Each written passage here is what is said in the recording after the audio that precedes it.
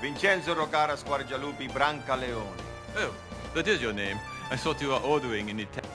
Oh, and Ponton. Yes? I am sorry you can't satisfy your wife.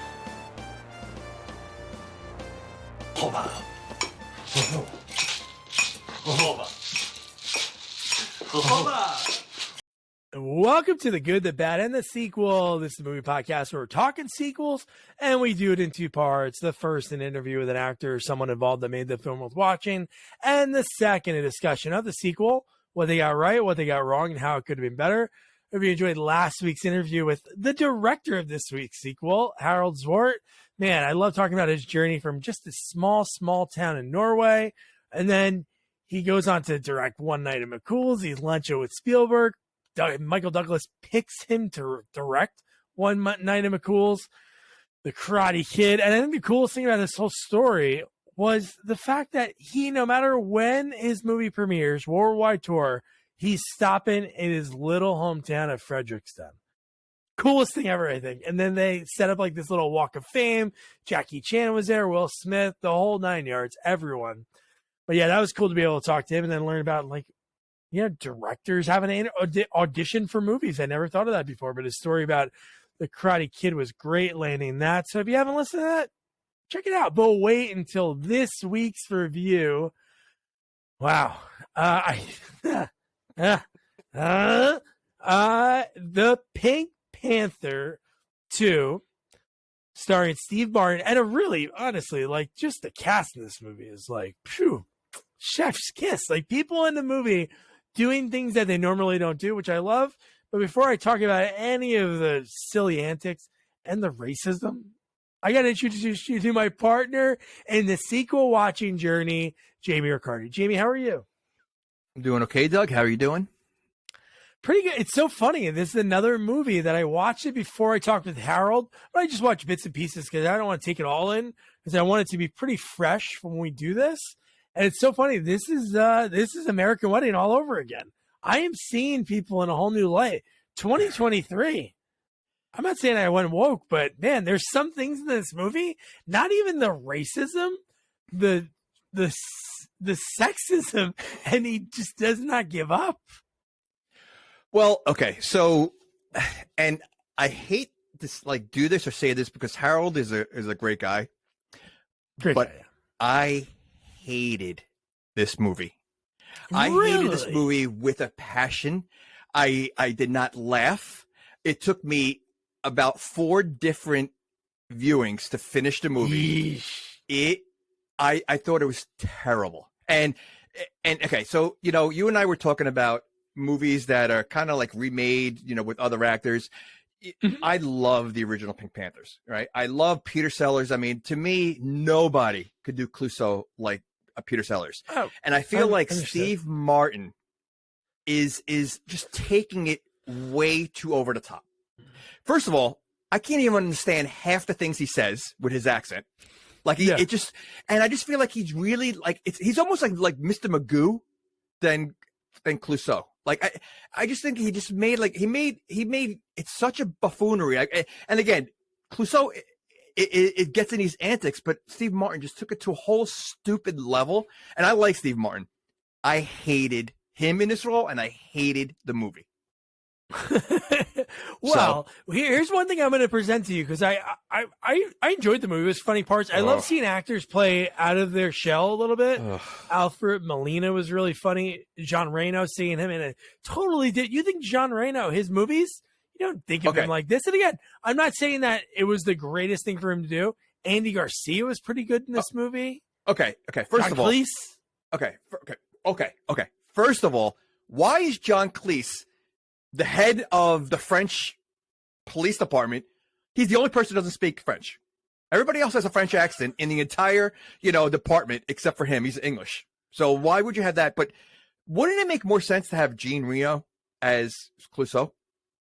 Like he comes across. I mean, I think he's Moroccan. I don't think he's French, but he has that he sounds French. Like to me, he should have been Clouseau. I could see him doing Clouseau. I just don't. First of all, I just see Steve Martin, and I think to me the cartoon was the best part of the whole movie. If I can just those watch are the so entire good. movie with the cartoon, I'm okay. I'm going to don't know. pose something that I believe is 100% true. And I don't like to say this, but I think some roles are impossible. I don't think anyone can do it. I'm not saying I don't think Steve Martin. It's not even nothing against Steve Martin. Like, he gave a try, and some parts I did laugh at. Some of them, like you said, you couldn't understand at points. But no, I think it's an impossible act to follow. It is hard because he played the role so well. Peter Sellers. It is a hard act. We said the same thing about the Joker with Heath Ledger, and I'm sure it can be done. I just think he put too much effort into it, and I think that's what did it. Like, he just made it like he tried to include Peter Sellers times 20. And I think that's what it is. It was just nonstop. And if he just dialed it down a little bit, maybe it would have been better. But he just, the fact that you don't have a Kato, you have him fighting two kids was dumb. Like, this should have been a Kato. So I don't know. Yeah, no, I did laugh at the part. We'll get to it later, but just because it's so funny because it's totally different than you think of this Peter Sellers. I don't want to dwell too much on it, but I was watching with my wife, and I was telling her what's really funny about Peter Sellers is there's like these jokes that are not even the main part of the scene. Like, my favorite one is Shot in the Dark, and the scene of him pulling up, and it's a far master shot. Like, you're not even close to him. The door opens and he falls in the pond, falls in the water. And then he's wet for the rest of the scene. And that is like the funniest part of the whole thing. You know what it is? It's when the way Peter Sellers did it was very natural. When he's sniffing the cream and he gets it on his nose, and then he's interviewing everybody with the cream on his nose. Like, it's a very natural comedy where I feel like Steve Martin wasn't natural. Like, I feel like he was pushing hard. And I think that's the difference, where like Peter Sellers, like I said, very natural, all the comedy bits, the falling down, the things he said. And listen, you will go watch his movies, very sexist, when he was always, and every time a beautiful woman went by, like, he was always the same way. So I think they were trying to get that in this movie, with the times 20. But yeah, I don't know. And again, I feel like Steve Martin was an odd choice. He just, he doesn't even look the role. I mean, they gave him the black mustache, but he still has the white hair. So it looked like a Hitler mustache almost. Throughout the movie. What? No, I just think it's really, like, I know you said about the Joker. So I agree. Like, people are like, oh, Jack could only be the one that does it. Then Heath Ledger, and then Joaquin Phoenix. Like, but I don't know. This is just so hard. I don't know. Maybe one day somebody could play it. It's such a hard thing to do. But let's go into the movie. Let's get right into this movie. And so we introduced, and it's funny because we talked about Steve Martin and another weird accent he had when we did Looney Tunes Back in Action. And it's so funny. I thought of that in this movie, and I'm like, wouldn't that be funny if, like, it was the Tasmanian devil who is the tornado? Because the funny part of the beginning of the movie is you have all these people in different parts of the world at museums going to see, like, these amazing artifacts at each one, but they're all just cracked glass and a little calling card that says the tornado. So that's like that sets up the entire movie. That's what we're gonna get. You see that in movies all the time. The bad guy always leaves like a playing card or something. Do you think bad guys in real life do that? God, I hope not. I really hope not. Because it happens in movies all the time. They always leave like their like little, symbol of whatever it is. And it happens all the time. I wonder if, like, if someone's robbing a bank, do they leave like a little Joker, card on the, somewhere or something? I don't know. I would, like the wet bandits, like they clog the sinks. That's what I mean. I'd like, do. Yeah. Well, and I'll tell you, really clever. Well, yeah, I guess. I don't know. Anyway, what I was going to say is, what the other issue with this movie is, I never saw this movie. And the minute the person who is the bad guy comes on, You knew right away. Like there was like they really weren't trying to. It was so obvious that seconds that person came on, I knew, and it's like, all right, what are we doing here? Really? You know what I said? I was like, wow, she's way too hot. That's the first thing I said. I'm like, she's in this movie for some other reason, and then that would have been the perfect switch. That we like. Spoiler: there's a if you watch this movie, this is a very hot woman, Sonia, and you could kind of guess it. Sort of kind of. I know you say she stands out so much. The minute she walks in, it's almost like a light hits her, and she literally stands out the second she walks in. You know she's more than just what she's portraying her to be. I mean, it's just so obvious. A bit better twist.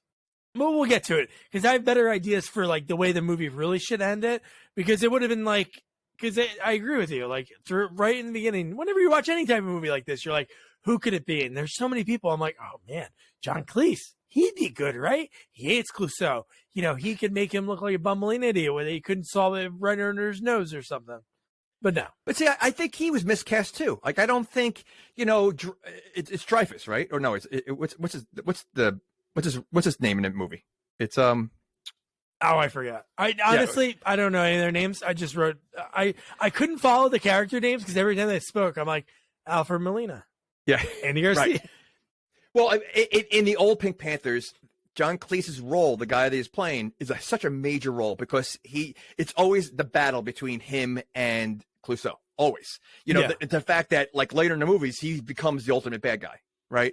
And I just feel like John Cleese, again, I think he was miscast in that role because it just didn't their chemistry was not there. And again, the fact that he's English, running the French police department made absolutely no sense. Maybe that was a joke. It only goes down from there then. So I don't think this has ever happened in the world. Like, is there like detectives that the world knows, like real detectives? Like, obviously we know like Sherlock Holmes in history, but like right now, if they put together a dream team of detectives, like these are the people that they choose, and they want Clouseau, and not one American. They could throw one American that was like a New York cop, like somebody from like R.I.P. Munch, like have a guy from like Law and Order, like something like that. No, no American. Is Clouseau really the world's best detective? I mean, I get it. He solved the Pink Panther. He got that one. But that's it. That makes him the world's best detective because he solved one crime. I mean, I didn't see the first movie, but I'm assuming he probably destroyed a lot more things than solving the crime later on. So they really he's the best. I would be embarrassed if I'm in like part of that dream team and he's on there and he's considered the best. Like, what do they think about me then? Yeah. I mean, I don't know. Did I feel? You know what? I'm glad we had no American detectives there because that team was they really weren't that good. No, for a dream team, they weren't that good. And we can talk about it now. Andy Garcia is a detective, but he has a private jet. What do detectives make?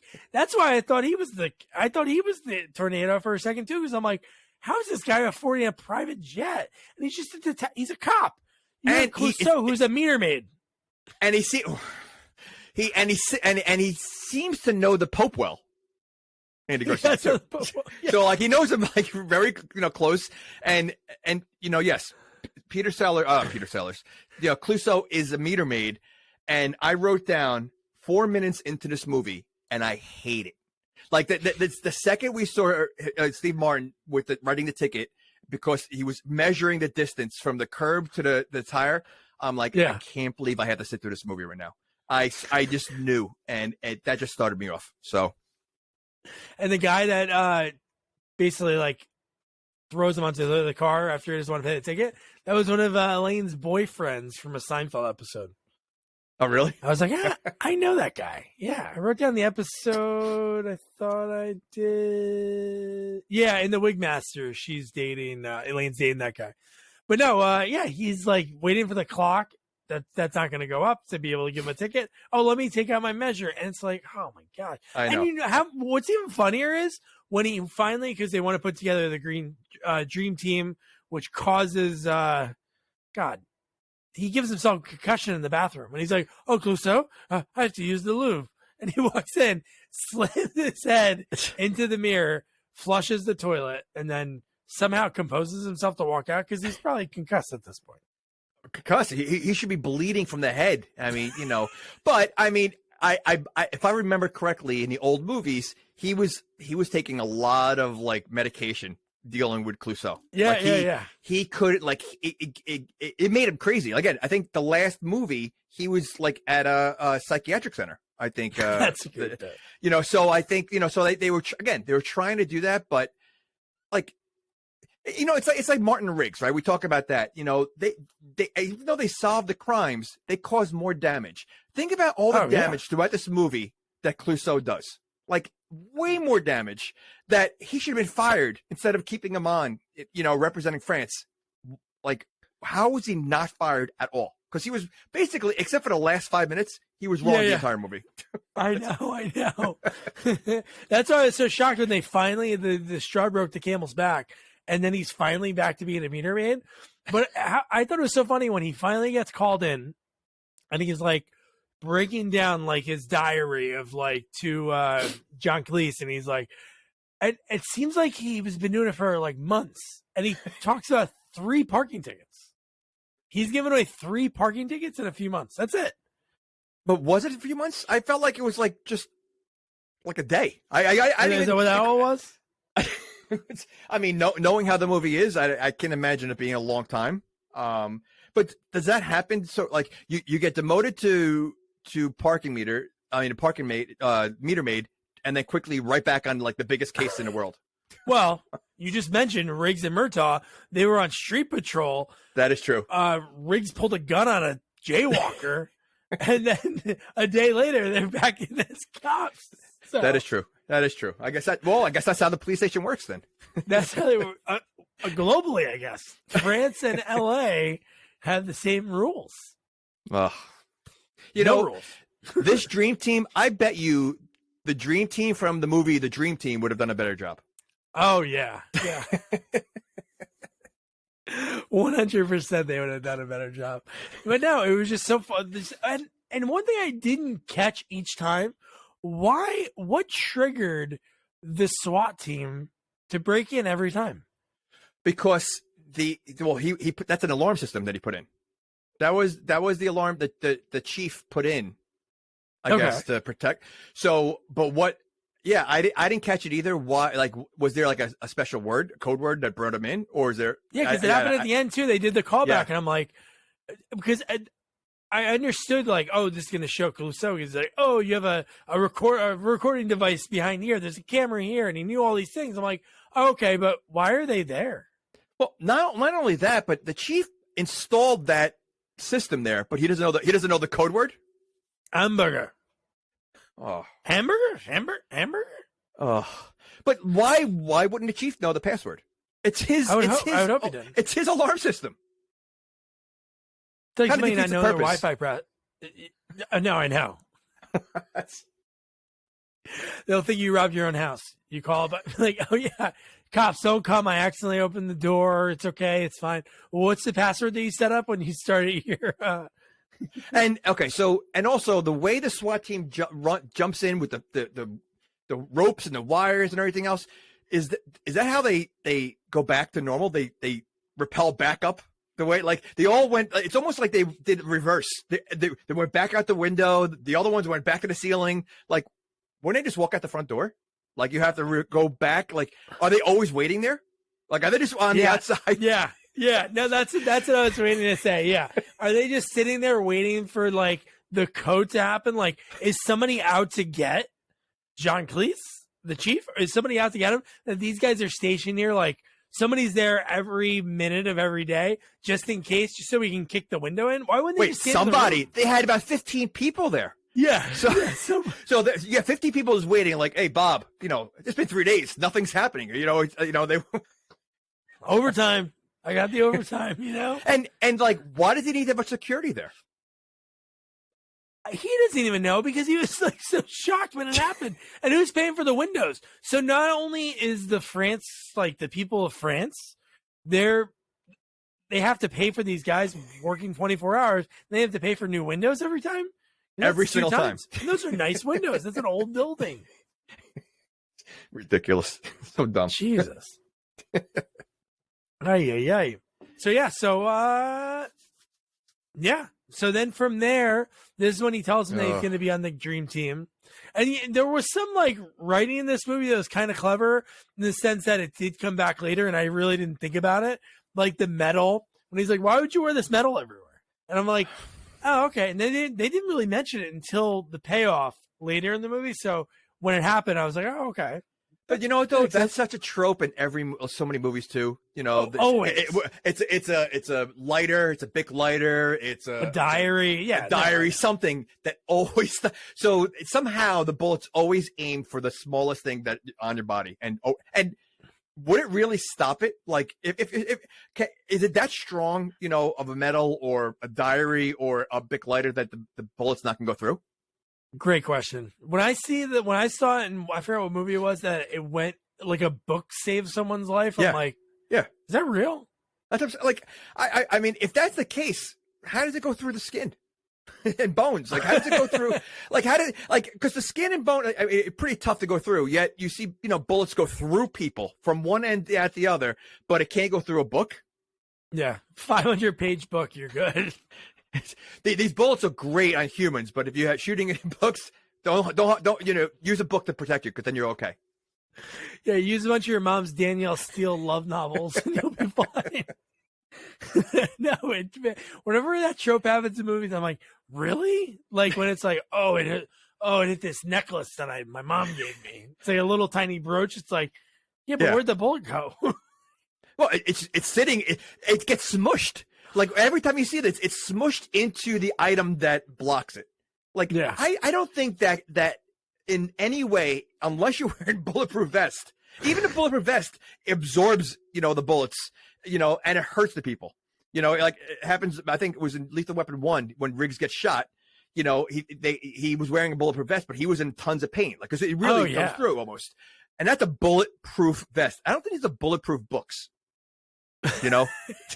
Bulletproof, necklace. I mean, So there's a part when we get to in the movie, I'm going to be very ashamed if you didn't laugh at. I know you said you didn't laugh a lot, but there was one part, I don't know if not even saying you have to laugh, but it's like, oh my God, that's great. We'll get to it. It's kind of what we just were talking about, but it's later in the movie. And it's just so funny the way Andy Garcia delivers a line, because it was so just as a matter of fact, and you're like, holy shit. You know what? I wrote down, so I don't remember the joke, but no. There's not a line. There was something that happened 15 minutes left in the movie that I laughed at.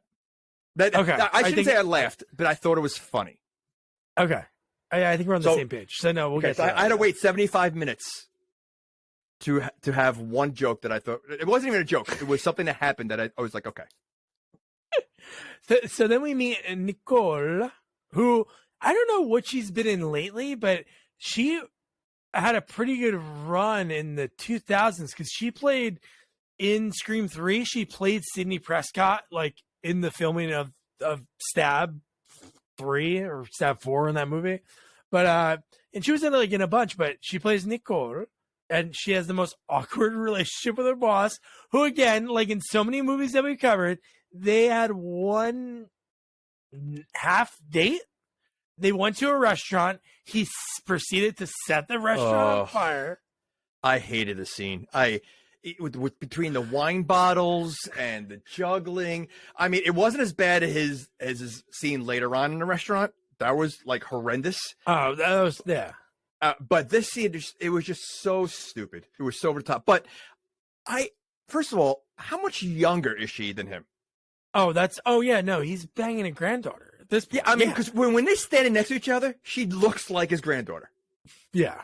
So that was weird. Even Andy Garcia dipping into that. That's his daughter's friend. That's easy. Yeah, but he's Italian from Italy. That's what they do. Is he Andy Garcia? Well, he played a detective from Italy, though. No, I know. But isn't it funny? I feel like he always plays an Italian guy, right? He does. Well, not for nothing. You have John Cleese playing the French, inspector. No, I chief know that. detective. Yeah. So why not have a Spanish guy, being the Italian detective? And Alfred Molina was Morocco. He was a Moroccan detective. Yeah, he said that. yeah. And Jean Reno wasn't playing Moroccan, but you were saying he was. No, I think. Well, I looked him up. I'm like, because it was kind of bothering me that I thought he was French, right? Because I think his name is Jean Reno, or whatever. Yeah, Jean Reno. Right, yeah. Right. So it sounds French. So I'm getting annoyed. I'm like, Morocco, French. That's French. Same thing. Yeah. Pretty much. So yeah. I'm thinking like, all right, you have this French actor who is acting next to Steve Martin playing a French guy like that. Like, why was Jean Reno or whatever not part of that role? So like, I looked him up and then I saw that he was Moroccan. So that's why. Okay. I know. But listen, to me he's always the professional. So in this role, he's playing like a laid back kind of guy. It's pretty cool. I thought he was pretty funny in this role because I thought his whole bit of going through rough times with his wife, and I love every time he opens his heart to Clouseau gives him advice, and it's the complete opposite. Right after he gives him the advice. Yeah. Well, is he supposed to be like Cato to Clouseau? Sort of. Yeah, that's what it seems like. Like, see, I think it would have been funnier if he was fighting Clouseau instead of the kids. Like the kids, like was to me that was a whole stupid thing. Like, like it would fit. But yeah, okay. And so he's like, sometimes when it comes to women, you just have to separate yourself. You know what? You're right, Clouseau. He's like, where are you going? I'm going home to my wife. It was just like these little silly things that he said, because I think that's funnier when you have somebody that's a serious actor, like a Leslie Nielsen. Like when he delivered those lines in a serious, like, it's not funny the way he's not saying it in a funny way, but it comes off funny the way he's delivering it. Correct. I think you're right. He nailed a bunch of these lines, but I could see him in a role like that. It's like Liam Neeson in the Million Ways to Die in the West, the Seth MacFarlane movie. So good. No, you're right. You're right. And you know what? I think the cameos were interesting to see in this type of role because, again, Andy Garcia is such a serious actor. And he played such a goofball. I mean, especially that last scene. I mean, last 15 years, he does a lot of silly movies. He does? Not a lot of silly movies, but he's in a lot of rom-coms. He was in I can't tell you the last Andy Garcia movie. I thought he stopped acting after Godfather 3. No, no. The Things to Do in Denver When You Die, that was after that. Oh. And then he was just in the remake of Father of the Bride that they did. And he was also in Mamma Mia. I think he was in Mamma Mia too. I think he was one of the love interests. Oh, wow! You're naming all the movies that I can't wait to see. I do want to see the remake of Father of the Bride because what's her name from SNL does the Great Impressions. I can't think of her name. Is it called Father? Chloe Feinberg? Isn't it called something else? It's not Father of the Bride, right? Isn't it like the Mother of the Bride or something like that, or like they changed it? No, up I think it's a Father little of the bit? Bride. I can't watch it. Again, Steve Martin did a great job in that role. Leave it alone. Leave it alone. But I don't think Andy Garcia is playing, Dave Parker, whatever his name is in that movie. Do they have a Franck? Yeah, that's what's her name? Chloe Feynman. Oh, she's playing Franck? She plays some kind. She does like the accent in that. Yeah, it's her and her comedy partner in real life. I think he's playing the other role. But you know what? Yeah. So yeah, Martin Short could have been Clouseau better than Steve Martin. I think so. Maybe. They got it wrong. So let's talk about more uncomfortableness. We were talking about so Nicole, we meet her for the first time. How weird they are when they're like sort of hugging each other because he's like, we have to pretend we're not into it. But then I'm like, they have a half a day because right after that we have the scene that we were talking about. The only thing I did, not to dwell on the scene too much, the only thing I did like about it was the timing of doing a scene like that's pretty impossible, and nobody dropped one of those wine bottles in any of those far shots, so that's pretty cool. And I don't think any of that was CG'd like to make that happen. Right. No, it just seemed like it was like again so over the top. Like what's the audience for this movie? Is it a kids movie? Because I feel like it comes across like a kids movie.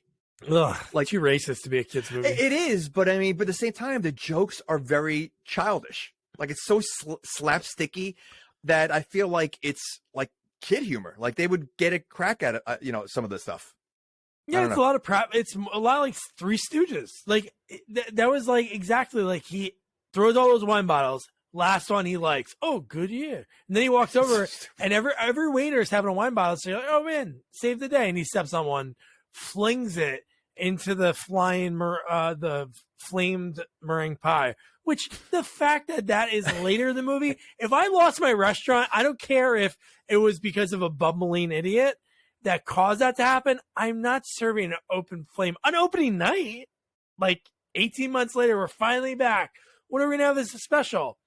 The flaming meringue pie. Why well, not? I mean, not to mention the fact that who you hired to do dancing or whatever, and you clearly the person that's dancing is not part of the act that you hired. So shame on the owner, for that. So, well, shame on the owner, but shame on the dancing partner. Wouldn't she know that? Oh yeah, you're not Esteban. Yeah. Why would you go along with that? That made no sense. Wouldn't that be funny? Like to be somewhere when that happens, somebody tries to stand in, and it's like, whoa, buddy, nope, that's not. I don't know you.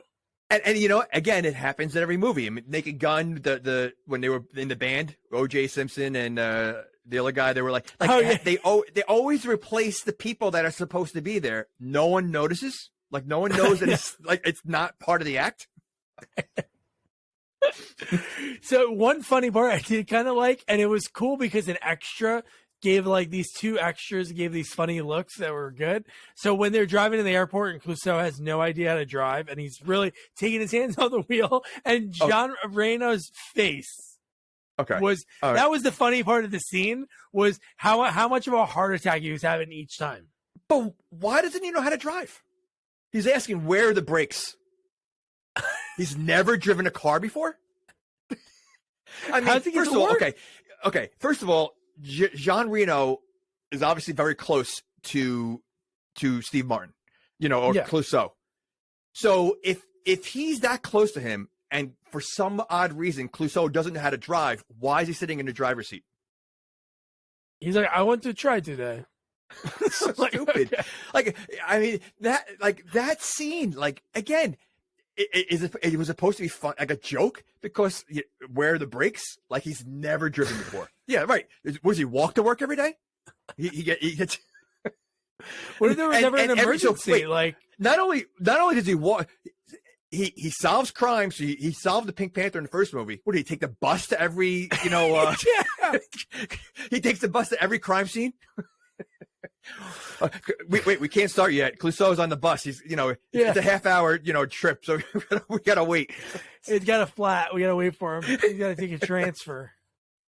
I mean, it made no sense. He doesn't know how to drive. It's so stupid. Yeah. I hate this movie more.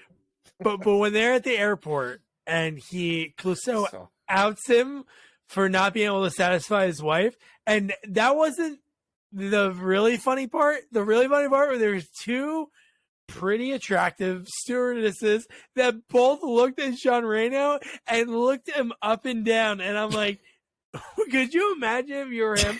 Like they're looking you up and down and be like, you can't satisfy. I don't know what they were thinking, but it was so funny that that Harold kept that in because they looked him up and down. I know. It just and the fact that he said, "I know the minute I leave France, someone's going to steal the Pink Panther." Not even I think it took 2 steps over the line. Like, did that mean he was out of France? Well, in his eyes, he was, because he seems like he never leaves France. He's like Charlie on Always Sunny, never leaves Philadelphia. Yep. He like never leaves France. So you cross over. Was that security? I guess, or like luggage? Yeah, it was like security. Yeah. Okay, so just because you cross security, in his mind, he's leaving. He's already left France already. He's like an international heir somehow, I guess. Oh my goodness. So dumb. But yeah, happened in no time. It happened in 2 steps. And it immediately on the TV that I don't think, like, do airports have like the news on? Like, I don't think the news, I don't think TV is on at any airport. You know, usually you'll have your flight logs of all the planes leaving. No, they have regular TV on so that, you know, people go to watch. Maybe it's the Pink Panther. They do the breaking news. But the fact that he sees it, he's like, okay, let's go. And so here's what I'm going to, I have to ask you, because I know you probably don't have it written down. What would be your best recollection of what Andy Garcia's character's name is? Can you get the first name? I don't even think I give you the first letter. You know, I want to say R. Wow. No. Okay. I mean, this joke went on a little too long. And like, I mean, you wrote the name down, didn't you? I only wrote down the first name, and then I just wrote like what it sounded like, but it was like Vincenzo. That was, but it's Vincenzo was the first one. But yeah, he's like, pardon? And then he kept saying it again. Okay, excuse me? Said it again. And I'm like, don't say it again. It to me, that joke felt very forced. Like, you know, I could get it maybe twice, but I think he does it like 3, maybe 4 times. And it was like, all right, you know, we get it. It's a long name. All right, move on. For me, it would have been funny if it was Vincenzo and then 3 types of pasta. Like, not real last names. Something like, you know, give it a rigatoni, tortellini. Like, if it was just that, that's okay, fine. Still silly, but at least you're giving us something. But no, the over and over again, I'm just like, But from here, we get a pretty funny scene with Alfred Molina and Steve Martin.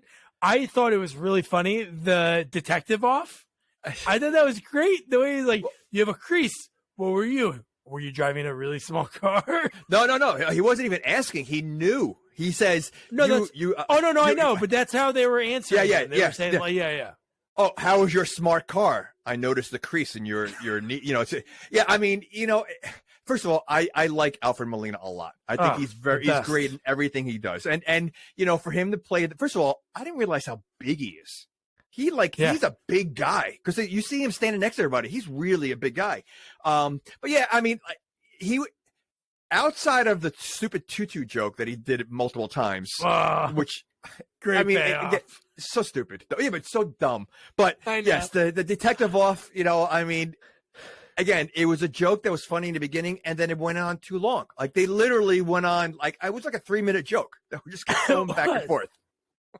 It was like these little things that you wouldn't think about, and then it's like, and that is how I can tell this, and they're like, whoa, and then they just kept going, and then again he blew. Somehow again he's a bumbling idiot to the masses, but somehow he wins these little feats of mental strength because at the end he's like, oh, he's good. Like that's what he gave up. He gave up to him.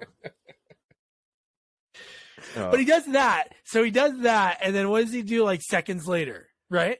He picks up the evidence with his finger. It was, yeah. I mean, they were going over all the fingerprints on the broken glass. Yeah, they found one. They're like, you are that smart tornado. Yeah, and well, you notice he got jealous because he didn't have anything. So he's like, oh yeah, well this one has fingerprints, which are his own. This one has fingerprints, and then he takes the one from them because we don't need this anymore, and he throws the one that had, you know. Yeah, it's pretty funny. That was actually pretty funny. Because he kept doing the same thing. Fingerprint. He was holding it the same way in front of the camera, and it was like, oh my gosh. Yeah. Oh man. I don't know. And I think this is the first time we meet Lily Tomlin. Sonia's. Oh well, Lily's right. Yeah. So we meet Sonia. We talked about her earlier. Okay.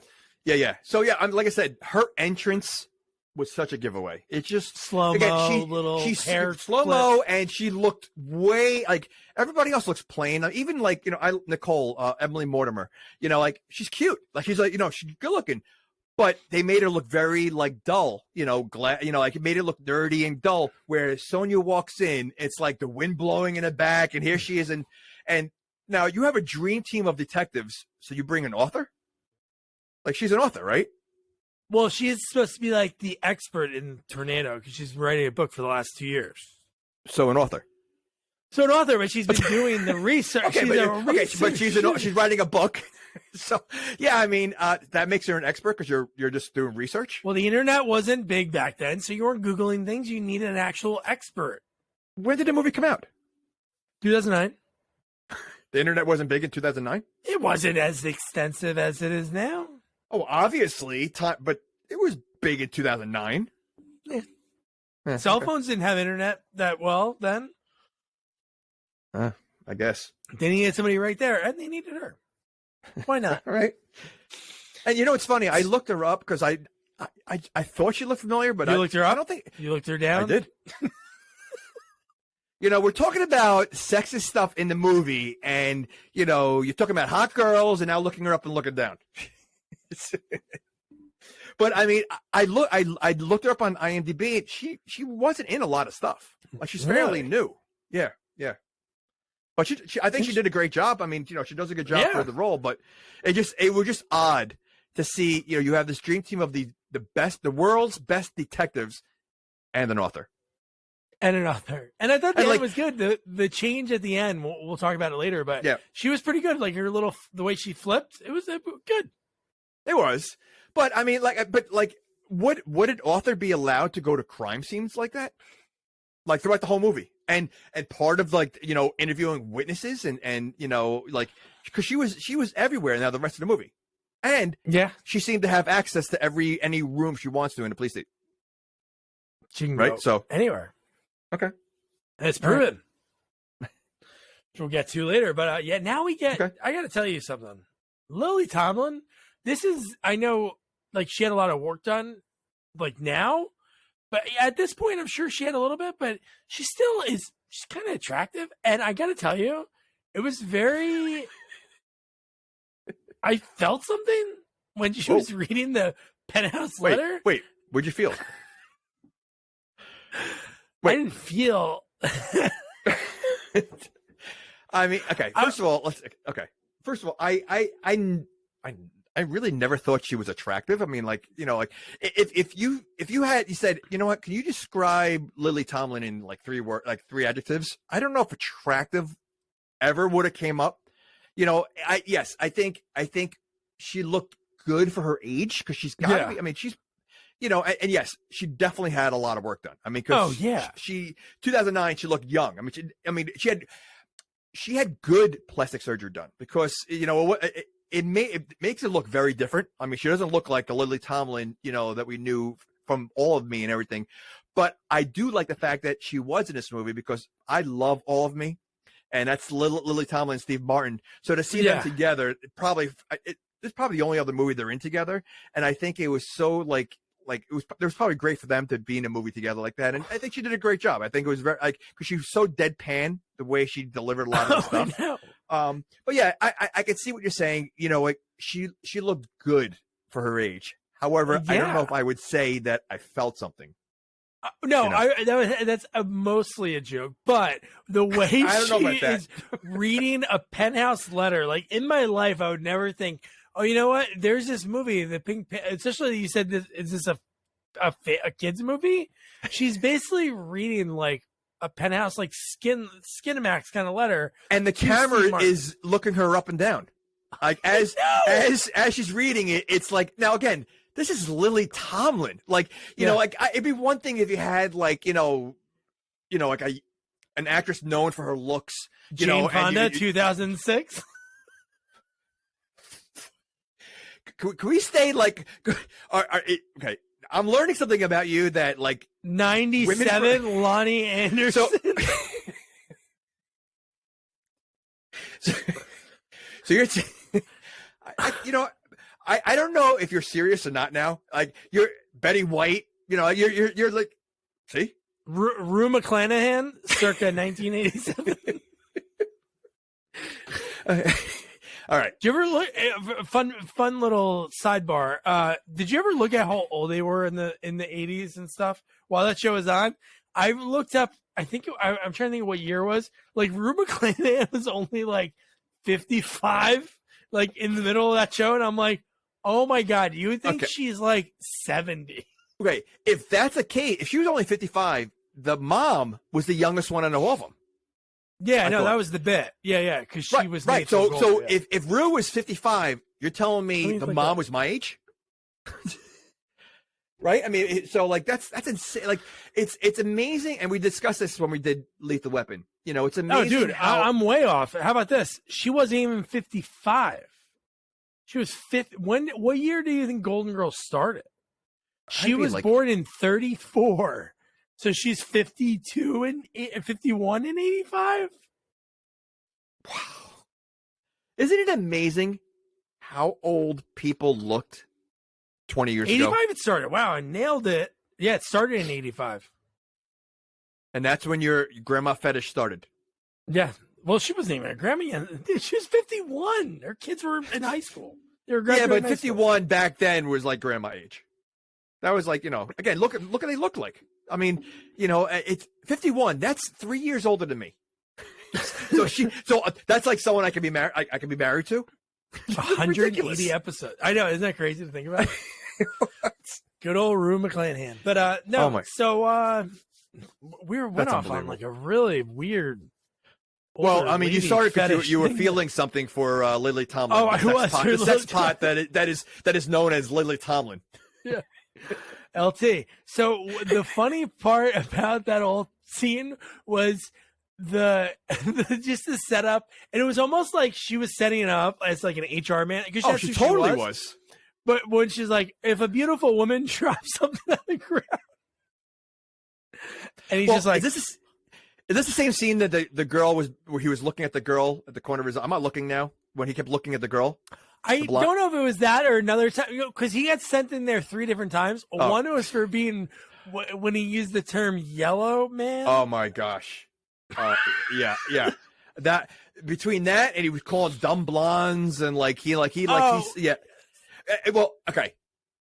As much as I didn't laugh in these movies, there was one scene that I thought was kind of funny. Is when he did something with HR and Lily Tomlin showed up out of the blue. Like as soon as he did it, she walked right in the office. Like she caught him. Like she was waiting outside of the room, just waiting for that. Oh my god! But yeah, but the whole thing, she's like trying to break him of his like horniness, the way he talks to women. But see, like these jokes in this movie, I feel like it reminds me of like the Family Guy. Like like when like Peter hurts his knee and he goes. And it goes on for like 5 minutes, like way too long. I feel like so he was ogling the girl, and he says, "No, I'm not. Yes, you are. No, I'm not." And it literally like 5 times they went over the same joke, and I just feel like it was like these jokes sometimes were just pushed way too long. And it would have been funny if he did it twice, not 5 times. No. I sort of agree. Yeah, and then I don't even know how the scene ends. I think it just ends with him oogling. And getting caught. That was it, right? And then cut to Andy Garcia. Same thing. He's known Nicole for 15 minutes, and he's already like double. Like that is like the signs of like sexual harassment or like people being awkward. He's talking to her with his hands on her shoulders and like looking at her, and I'm like, this guy's controlling with his jet. Well, you know what though? She started liking him. She was going on dates with him. She really did like him. She did. So, or was she using that to tease, to get Steve Martin to notice her? Which, I mean, so you got Steve Martin, who looks like he's like 75. He's looked the same age as he's done forever. Like talk about the fountain of youth. I mean, this guy, I shouldn't even say fountain of youth because he looks old from the 70s till now. Like he looks the same age, but it's always old. Like he always looks like he's in his 70s, like because of his white hair. Or you have Andy Garcia who's got his own jet. Yeah, I mean, is there like really like a competition here? You know what? I wonder if some retrospective, if people really look back at actors' careers, did that work out for Steve Martin? Like, because he's always looked the same. So many other people that in comedies that we loved, obviously, so many of the ones that we loved like didn't. They died young, like John Candy, Phil Hartman, Chris Farley. Like you never saw them change. Other people, like when they changed, we didn't see him again. Like, but with him, he's really looked the same in every single movie. And I remember I've seen his stand up from back in like in the 70s. Have the albums. I remember watching his stand up. LPs, Yeah, and white hair, and so like, but but see, that was like, I guess, his trope. And so, like, every movie, like, that's the thing. Like, he never like tried to dye his hair to try to look young in the movies. Like, he literally But what was the movie he had brown hair? My Blue Heaven. He had. That's a great movie. Yeah, no, it is. No, but okay. So outside of like, but for the most part, like, like that was Steve Martin. Like, and you know what? It's funny. Like, I feel like you look past the white hair and you just see Steve Martin. Like, you don't see him as, you just, that's how he is. And but it is amazing because even watching now, like Only Murders in a Building, like, yeah, he looks older, but for the most part, he looks the same. Like, he really, like, even Martin Short looks pretty good. Like, I feel like those two guys aged pretty well. Yeah, no, and I think that works out for your career because people always see you the same, so they're never like casting you. Well, like at a different thing. Here's an example: like Zach Galifianakis and Jonah Hill, right? They both lost a lot of weight. I feel like they lost kind of who they were in Hollywood. Like, because when I watch them, they don't look the same. The comedy doesn't come out the same. They both put weight back on. And now they're getting roles again because it's like, I bet you if John Candy lost a lot of weight, and it would be a lot of weight, he was a big guy. I don't know if he'd be as funny, No, I know. And I think so. You're right. Yeah. So I think, I think the actors that try to change their appearance like that kind of lose, especially in comedy, kind of lose something. Yeah, no, I totally agree. So this is where they're at the jet, and then this is the line. We don't talk about it too much, but when he says, are those your little yellow friends? And then he says, they're like, you can't say that. But he's like, but have you seen them drive? I'm like, oh my God. They can't even see above the steering wheel. I'm like, oh, this is getting worse. And this is 2009, right? So you said, right? Yeah. So it came out 2009. So like those are jokes from like the 80s. Like, like I can't remember any like using the term yellow, like hearing the term yellow, except for like movies in maybe in the 80s. So the fact that they used that in 2009 was kind of odd. It was like an odd choice. Like I could get like, okay, you want to make a joke about driving or something like that. But the term yellow is like, it's almost like that was been like so outdated. Like that joke just didn't fit. Like it was just weird. It was a weird racist joke. And then Lily Tomlin gives him the business. Like she comes in, like I think right after that they meet again. But so this is where I was talking about like like Jean Reno when he talks about arguing with his wife, and he's like, you know what you said? Anytime I can come stay with you. He's like, of course you can stay with me. And then he stays. The two kids come in, the dog. And the only thing I did laugh at was when the kids were talking about karate and they brought out their trophy. And then Clouseau, like, it reminded me like Kramer taking karate classes. He goes, oh, I have a karate trophy too. And you're like, this is going to be huge. It's just a little bit bigger. It's a little bit bigger. Yeah. It's so stupid. So dumb. And so Jean Reno is separated, or he's having an issue with his wife. Why does he have the kids and the dog? Well, he said the kid sided with me. So dumb. She's pissed. She was like, you know what? You're going to side with your father? You're going to live with him. You're going to live with some guy. So, okay, what if Steve Martin at that point, or Clouseau said, no, you can't. Now what? He's got his two kids and a dog outside the hallway. Now where does he go? They're just like, he didn't think that through. Alleys. Like, what if Steve Martin said no, he's gonna live on the streets with his kids? Or the kids just say, you know what, I'm gonna apologize to mom. You stay here. You stay with the dog. We'll be good. So the next part of this movie, we find out the Asian guy who is again a kind of tropey thing, which they've done for years. The technology, like of course. But who is he? Yeah. Is he in anything? Like no, he looked familiar. I looked him up. Nothing that I can remember. But he looked familiar. No, he kind of reminded me of the guy from the Fast and the Furious movies. Well, I found that strange they used him only because you have Andy Garcia and Alfred Molina, like two big names, and then you have a nobody. Because I didn't think I saw him in any movie, and I'm like, why didn't they get someone else that was kind of like, get Jackie Chan? Yeah, that could have been pretty funny. Get someone like, I mean, and he could have done the role fine. Oh yeah, no, totally. Man, what else is he in? No, really, it's Nothing. really no. He was in. That's what I mean. Pirates of the Caribbean, small role. Letters from Iwo Jima, small role. Yeah, So isn't that kind of weird? You have these two big names as like the dream team. You would think like, the dream team would be these 3 cameos, and no, you have a guy that's really not in a lot of movies. He nailed the audition. Harold loved him. Casting director must have blown him out of the water. Maybe they did think of someone else bigger for it, but he knocked it out of the park. But so he uses technology. He's able to figure out like where I don't know where it was. I'm trying to think what they were trying to. Oh, like there was the art dealer that, because they saw like one of the pieces that were online, Right? So they figured out it was a guy that was in Rome. This art dealer, who that guy looks like he's in a million things. The art dealer, when we get to his house in a few, he looks super familiar. You talking about Jeremy Irons? That was Jeremy Irons. That was Jeremy Irons. Holy crap! That's Scar from Lion King. Yeah, and Die Hard 3. No, I was going to say, I mean, there's a few actors that have like that's an awesome cool Hollywood voice. You have Morgan Freeman. You have what's his name? Darth Vader. What's his name? James Earl Jones. Yeah, James Earl Jones. Jeremy Irons. His voice is just awesome. Wow. Like, I was like, I knew this guy is somebody I know, and that's so cool to see him in a role. Like that's what's cool. Movies do that. Like there's these characters that maybe them putting him into that role makes the audience think like, oh, maybe he's going to be the bad guy. Well, I mean, they obviously were trying to point that way. Well, they kind of do later, later on. They end it pretty quick. Like when we see the other guy next to him. Yeah, right. Like right. At the end of that scene, he goes, thankfully I didn't have to take my shirt off. I'm like, oh wait, this guy's here.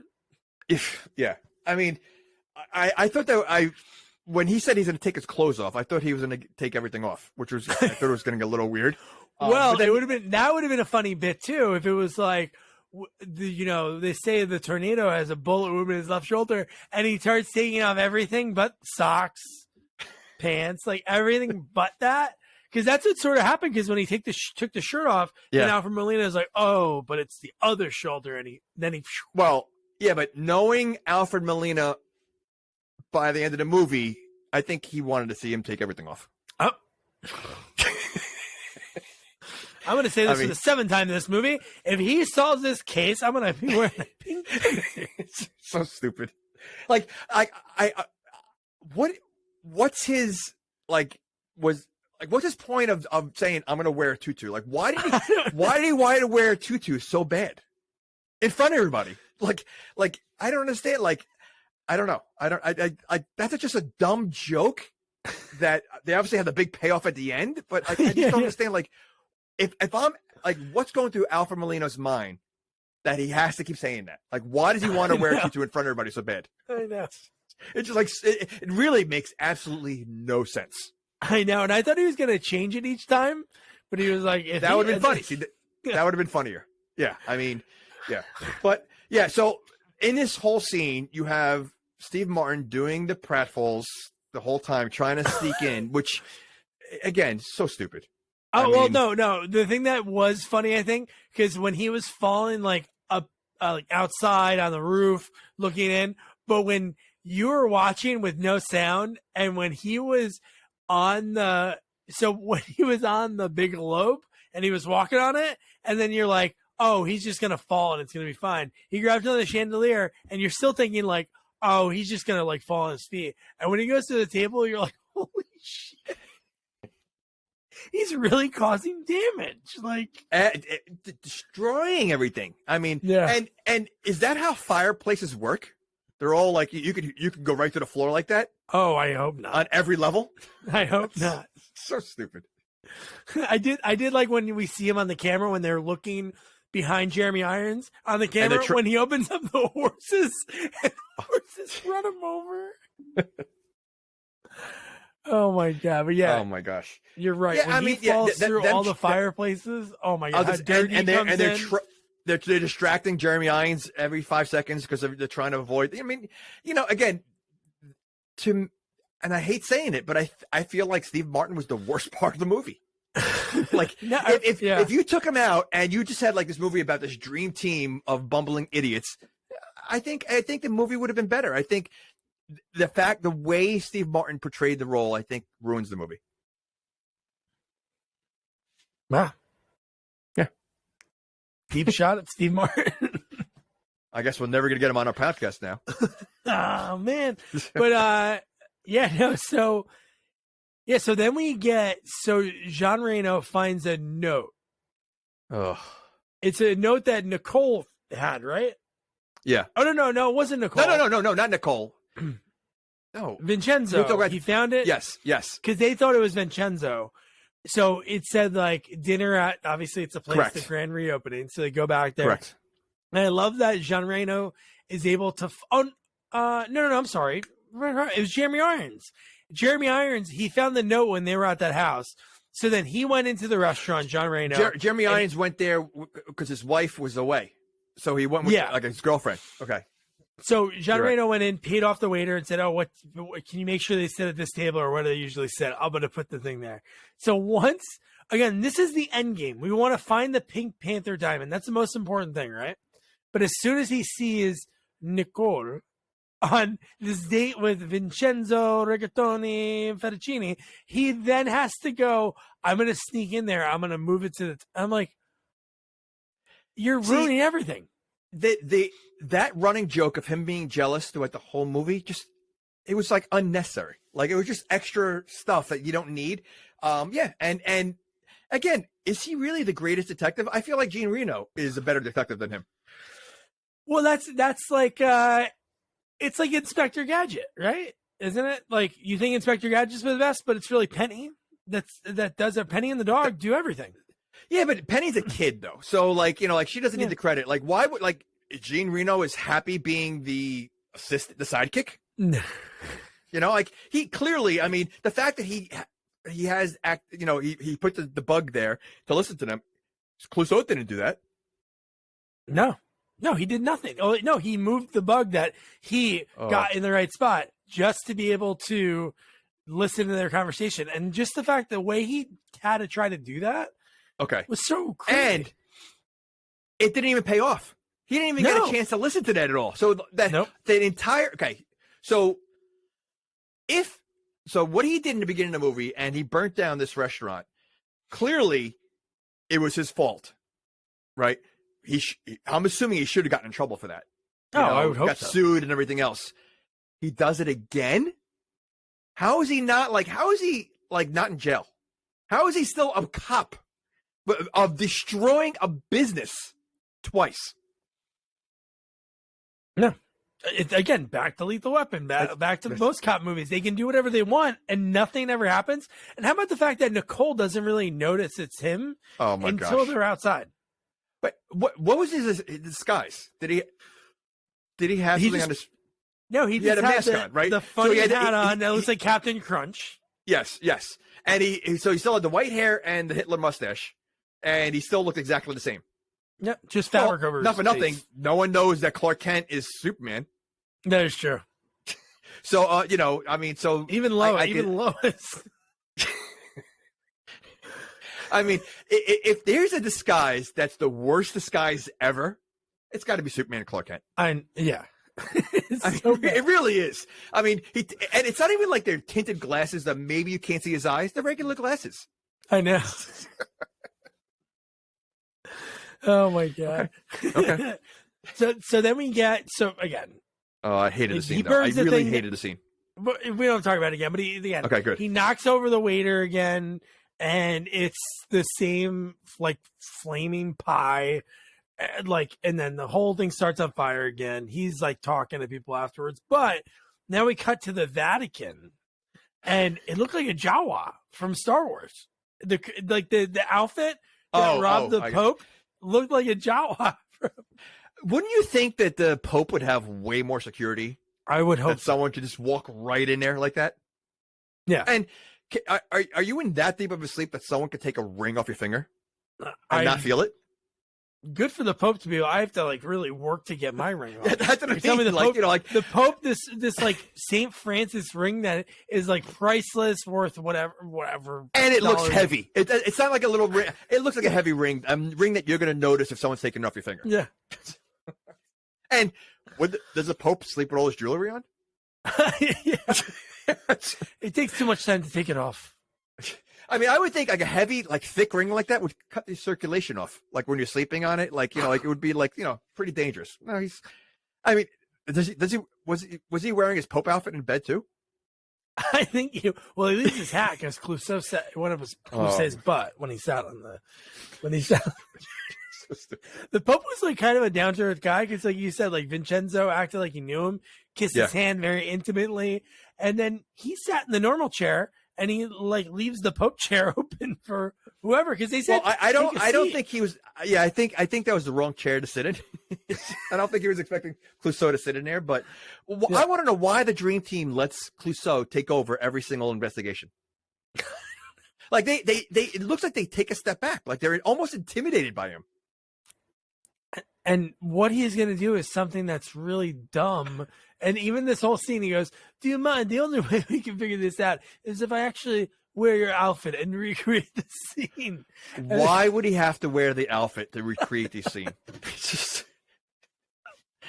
It's so dumb. It really is. And I would think the Pope would be like, absolutely not. It's sacred clothing or whatever. Like, you're not going to. No, he lets him go in his closet, which I think it would have been funny if it was the same outfit like 7 times in the closet. Oh, yeah.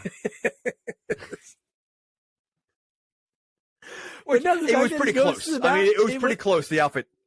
Oh, no, they were. Yeah. No, it was all the same color almost. They were like kind of the same color schemes. Yeah. But no, when he goes outside and he's like moving his hands and he's like, "So you were looking at the moon and blah, blah, addressing the people," and all the people are like getting angry at the motions of the Pope. So the Pope's not even talking, but the way he's moving his arms makes people angry.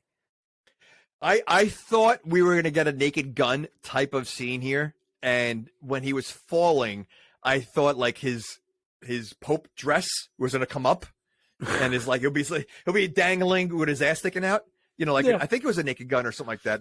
They did something like that. I think it was Naked Gun. Yeah. Something like that. And I thought that was going to happen. They're going to see the Pope hanging there with like, no pants on.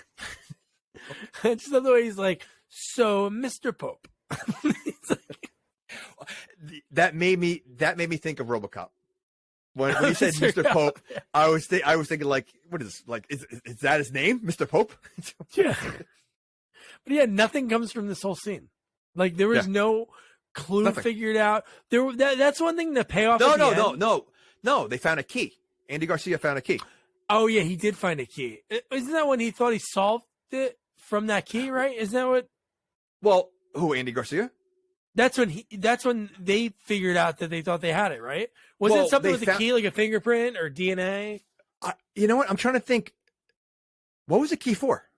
Just I don't know, but like at this, I thought right after this, the case was solved in their eyes, and then not yet. I don't think. Not yet. Okay.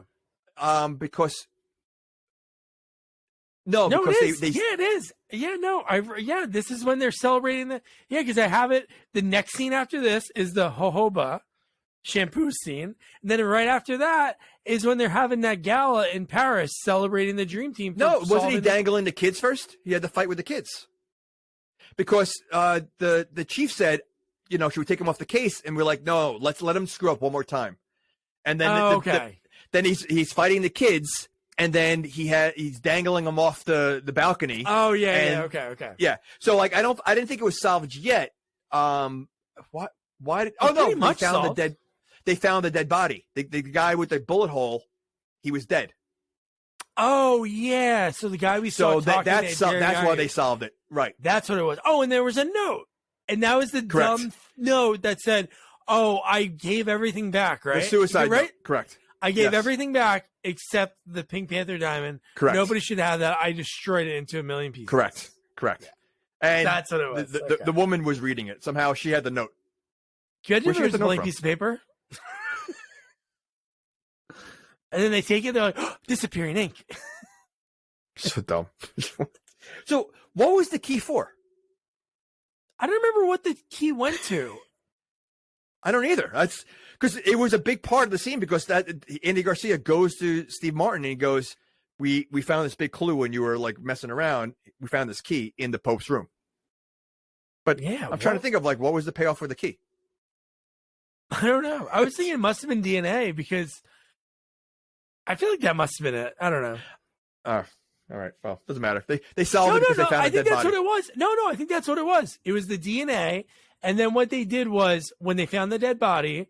It's right because he printed it out. The Chinese guy. Yeah. Yeah, he printed out the results. And it was like 100% accurate. 100%. Yeah. Yep. And then at this point, this is when they're like, "Screw you, Clouseau. You're back to being a meter maid." And Nicole feels bad for him. She brings him out food and drink, and you're like, "Wow, this guy." And he's kind of like a dick to her.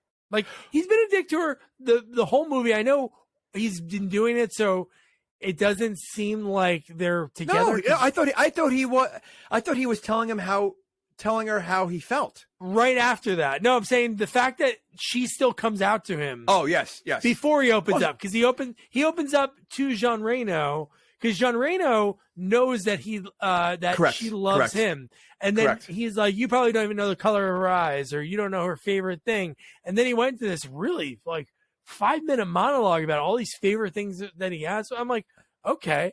But then when she came out, I'm just thinking in my head, I'm like, for her at this point, this guy's been kind of shitty. He called me drab, right? Wasn't that like the word that she hated? Boring or grab? Yeah. But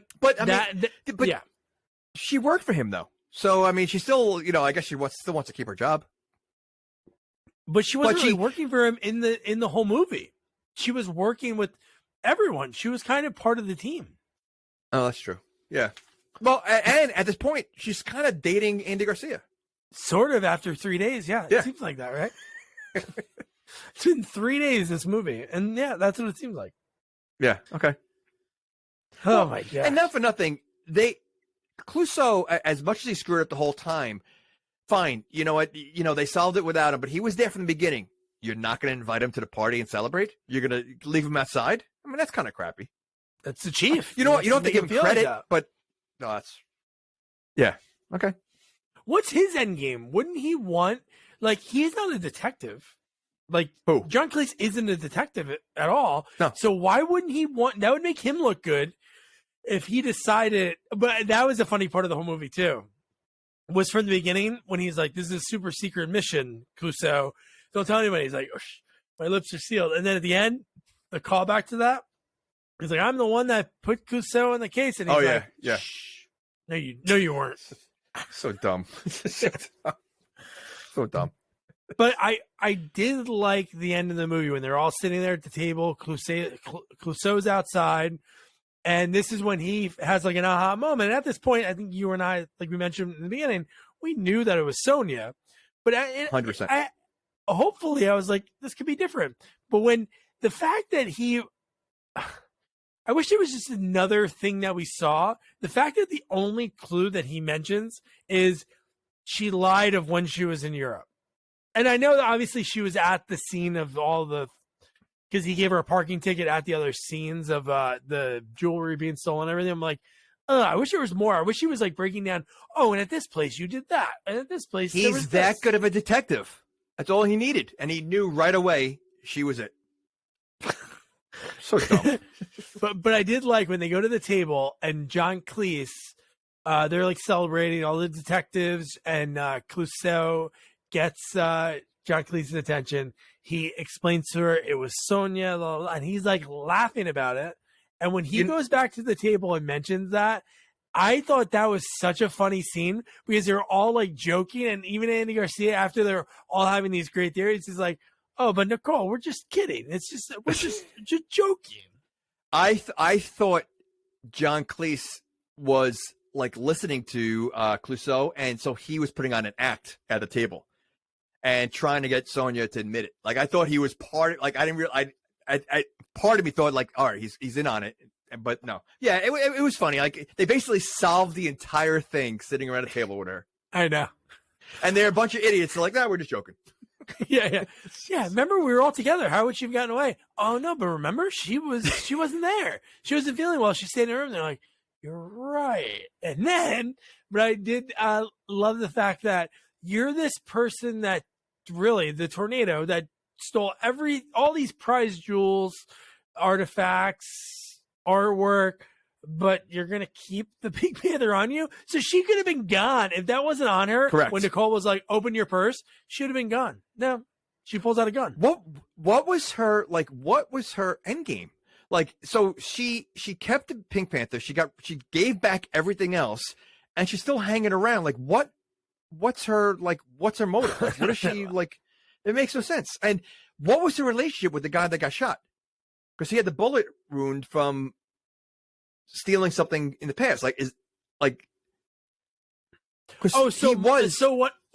I thought of it was that he was the tornado, and she, from doing all the research, was basically just copycatting him so he could be blamed, because that's why she killed him. She killed him, wrote the suicide note, so it's easy to like depend on him, because she knew his MOs and what he did. So I was thinking that, but I thought it was really funny because as soon as Nicole presses her at the table and was like, "Open your purse," she's like, "Well, yeah, I have to go." It's like, why'd you show up to this? Yeah, I know. It made no sense. Show up. Yeah, well, she's not. She's an author. She's not a real thief. Oh, so she, sure. She doesn't know any better. Because a real thief would have been gone. Yes. So, but here's the part that I think you said you wrote down.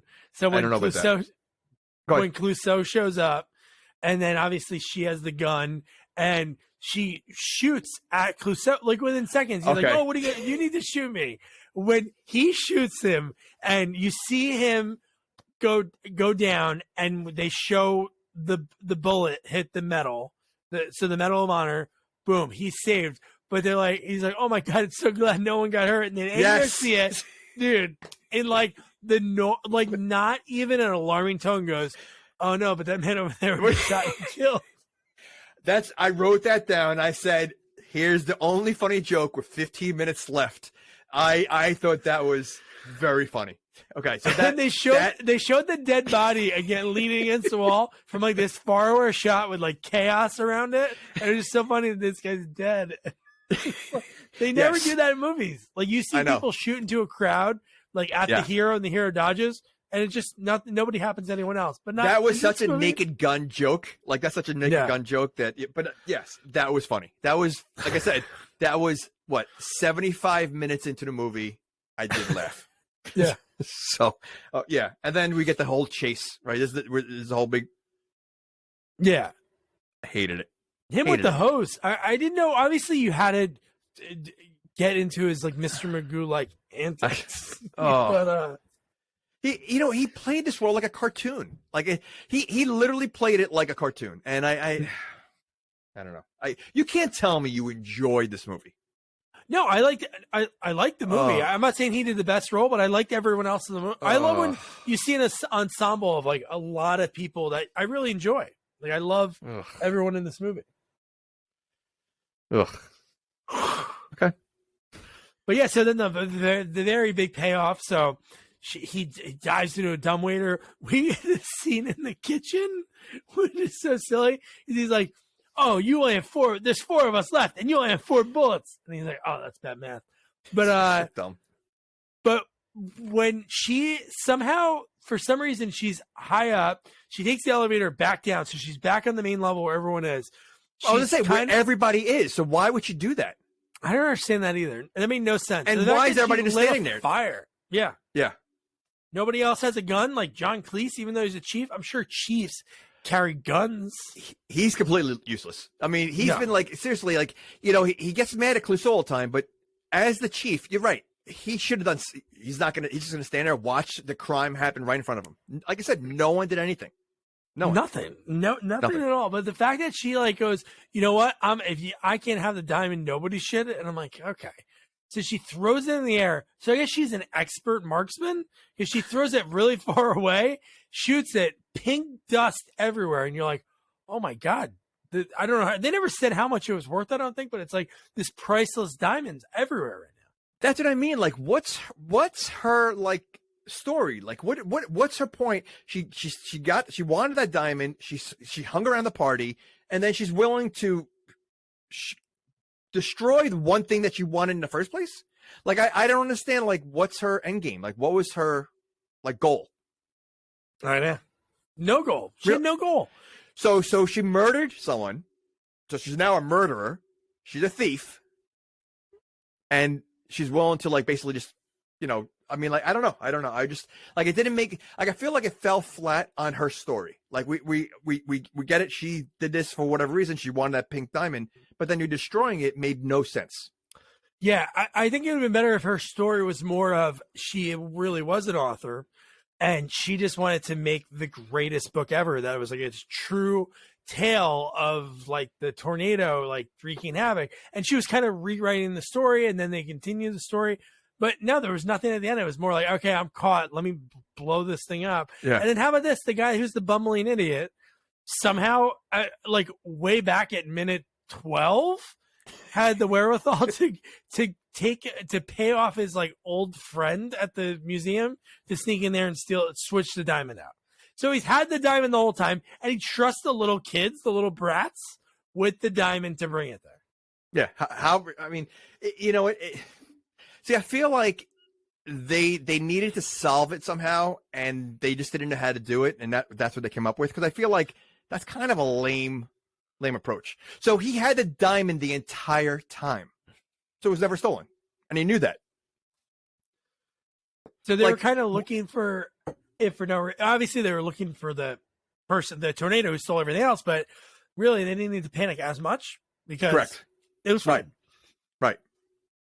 And you're going to tell me the chief inspector that he's like working hand to hand and he wouldn't tell him, listen, I don't want you to panic, because he saw how crazy he was about this Pink Panther, that it's like, it's going to make France look horrible if he steals it.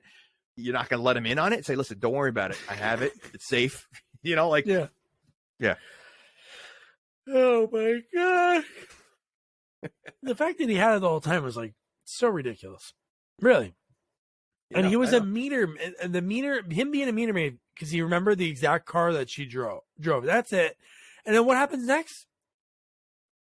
He proposes to Nicole, and I'm like, what the frick is happening?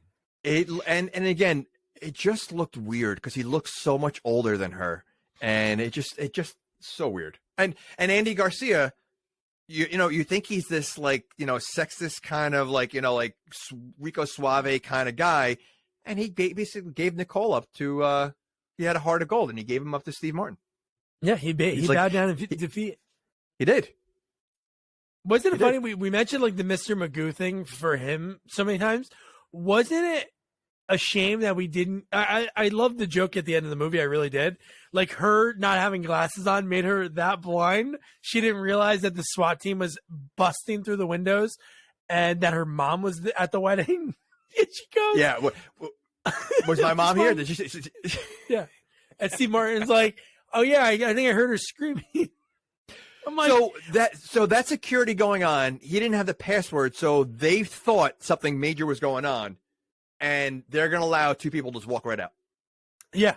No, and the fact that his Medal of Honor had a low battery signal on it, I didn't understand that joke. Well, I didn't know that a Medal of Honor has a battery in the first place. That is true. Was 2009 a time of like things not running out of battery? Were the iPhones not having batteries a big joke or something? But the fact that you have this high-tech security system that, one, destroys everything in its path when it goes off, and it allows anybody to leave. So what's the point of the security system? Oh, I know. It does nothing. Maybe Tony was on a break at that time. The fact that he wasn't securing like the east wing there. The hallway? Because they walked right out. But the fact that I thought that was so funny, I'm like, oh my God, that could have been used early. Like, that wasn't used when they were at the restaurant. It was just more her looking at the menu and not really realizing what was going on. Because that would have made sense then when they were at the restaurant if she took her glasses off and then all that happened and she didn't realize it. No. Well, what if she thought she was marrying Andy Garcia? and then she put her glasses back on.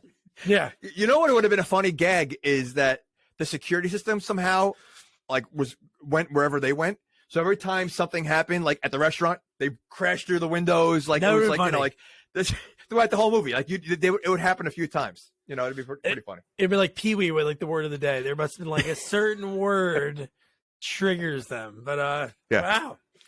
So that was the Pink Panther 2. Jamie, I know how you felt about it. What now? Here's a question that we were kind of alluding to a little bit earlier.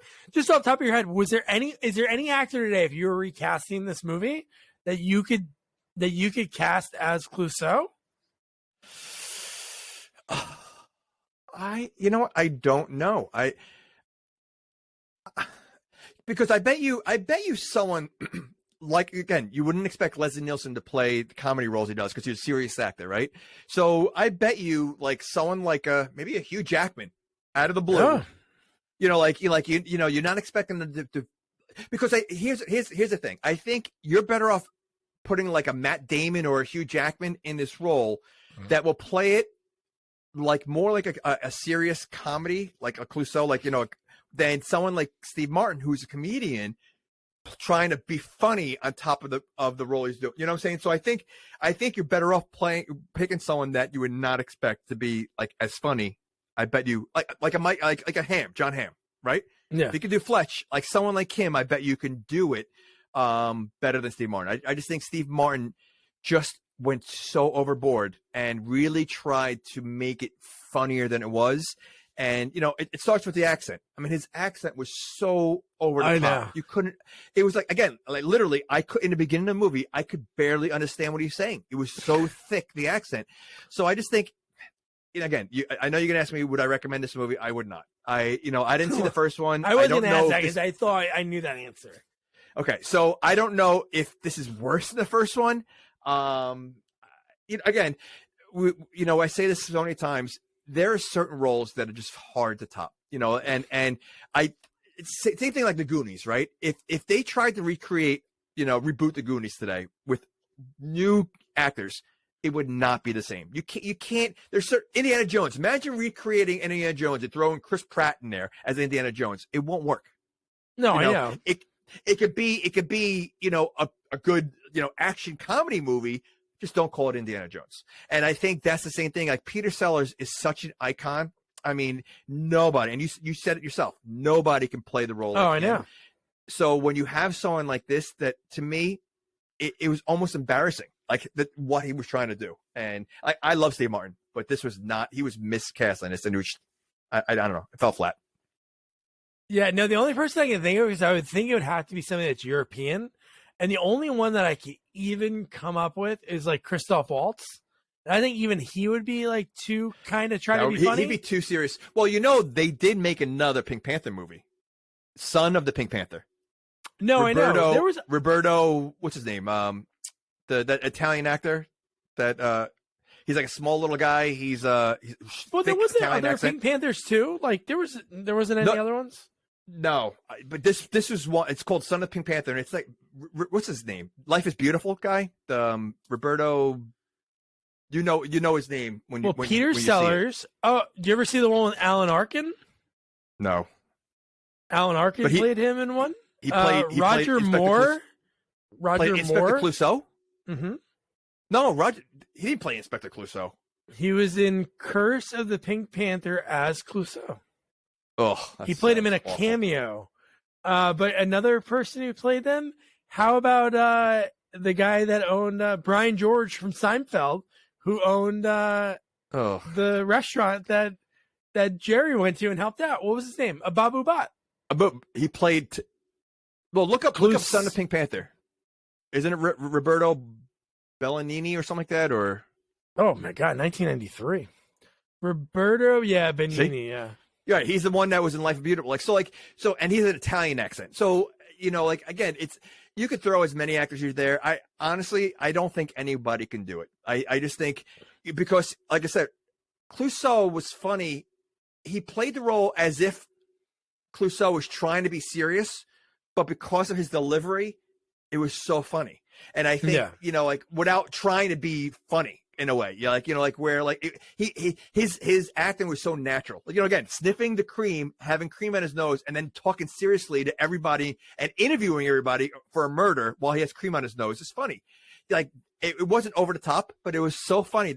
Where Steve Martin, he really played it like Mr. Magoo. He was like Mr. Magoo and a cartoon combined. Yeah, no, I would say I know, I totally agree. Like what Peter Sellers could do is use what is in the scene. I would say Correct. Steve Martin brought things into the Correct. scene. Correct. So he like even Leslie Nielsen, I don't think he could do it. I think Leslie Nielsen would have been over the top also, and He would have been Mr. Magoo, which he played Mr. Yeah, he would have been Magoo. Mr. Right, exactly. That's exactly like. So the answer, I really don't think are there any comedy people out there today? Like, there's really, you know what? Honestly, maybe Sean Patrick Harris or what's his name? Neil Stifler? Patrick Harris. No, Neil Patrick Harris. MPH? Oh, okay. You know what? If he did it in more in this, I could maybe. I don't know. You know, it's honestly, it's one of those roles that I just think they should leave alone. It's impossible. I think that's impossible. And Quint and Jaws, if they ever, I don't think they'll ever do it, because I think if they haven't done it over the last 50 years, it'll never happen. But it's like it's an uncastable role. Listen, imagine Rocky. Let's reboot Rocky and get a new Rocky. It just won't work. I know. It just, Yeah. you know, like so many people are Well, just they did so labeled. they did reboot Rocky within Rocky, because he was dumb, money, smart, lost money, dumb. That is true. Dumb. Yeah, and he wore the same clothes again. So yeah, you're right. You know, so. Oh my God. So that was the Pink Panther 2. Okay. Before you go further, Mm-hmm. so we did this last year. We started off with a bang, and it went downhill. Now this year we had American Wedding, and what was the other good movie we had? Oh, Lethal Weapon. All right, so we had 2 good movies. We just dropped a bomb. Well, So- I think Ewoks. Don't forget Ewoks. That was okay. We both Okay. enjoyed that. Okay. Teak. But okay. Okay.